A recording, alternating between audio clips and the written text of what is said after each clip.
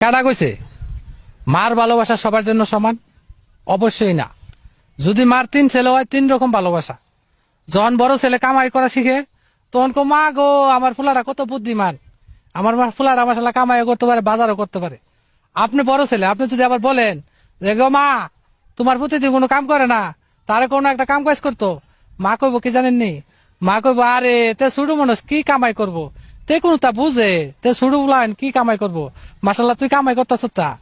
মাশাল্লাহ আমি কামাই করতেছি, আমি যে সংসারের সব, এই যে সংসারের দায়িত্ব নিলাম, এই দায়িত্ব আর ভাই নামলো না। এরপরে সংসারের দায়িত্ব নিয়ে করলাম বিয়া শাদী করার পরে ওই যে মা বাপের তো পারলাম, ওই মা বাপের পরে পরে আমি যখন একটু ইয়া হয়েছি, ছোট মিয়া কাজ ধরলো, ছোট মিয়া কাজ ধরে মাসাল্লাহ আর কেউ ভালো লাগে নাই, কারণ বোন বিয়া দিলাইছি আমরাই, ভাই বিয়া করাইছি আমরাই। এখন আর ছোট মিয়ার কোনো সমস্যা নাই, যত সমস্যা আমরা। এই যে সংসারের একটা বান নিলাম, পূজা নিলাম, এই পূজা মরণের আগ পর্যন্ত আর নামলো না। এই পূজা চলছে তো চলছে। তো আসলে এইলো কি, আমি যখন আবার জায়গা সম্পত্তি যদি ভাগ হয়, তাহলে বড় ফুলা কামাই করে রুজি করছে, ধরে রাখছে, এই সম্পদ করে রাখছে, ধরে রাখছে, নষ্ট হইতে দেয় নাই।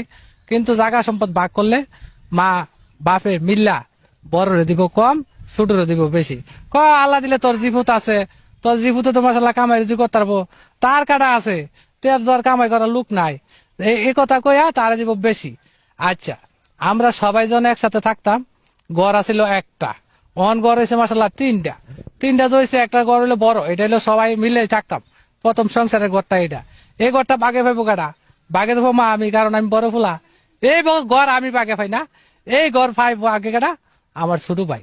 কারণ কি, হ্যাঁ কোনো কিছু করতে পারবো না, হ্যাঁ বুধায়, হ্যাঁ চলে না, হ্যাঁ রুজি করা শিখছে না, এই মাত্র কামাই পথ, এই মাত্র ফাও দিয়েছে কামাইতে। আর আমি যে এতদিন কামাই করে সংসারে দিলাম, আমার শালার কোনো দাম নাই।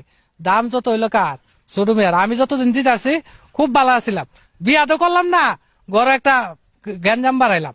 যখন বিয়ার আগে কামাই রুজি করে দিছি, সবার কাছে বালা, আমার চেয়ে বালা আর কোনো লোক হয় না।